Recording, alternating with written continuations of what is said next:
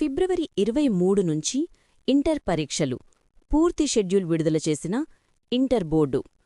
ఆంధ్రప్రదేశ్లో ఇంటర్మీడియట్ విద్యార్థులకు సంబంధించిన వార్షిక పరీక్షల షెడ్యూల్ను ఇంటర్ బోర్డు శుక్రవారం విడుదల చేసింది.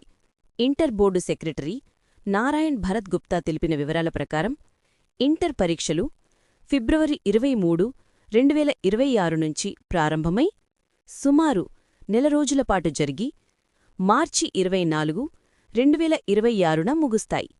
ఈ పరీక్షలన్నీ ఉదయం 9 గంటల నుండి మధ్యాహ్నం 12 గంటల వరకు నిర్వహించబడతాయి. రెగ్యులర్ విద్యార్థులకు సంబంధించిన ప్రాక్టికల్ పరీక్షలను కూడా ఇంటర్ బోర్డు ప్రకటించింది.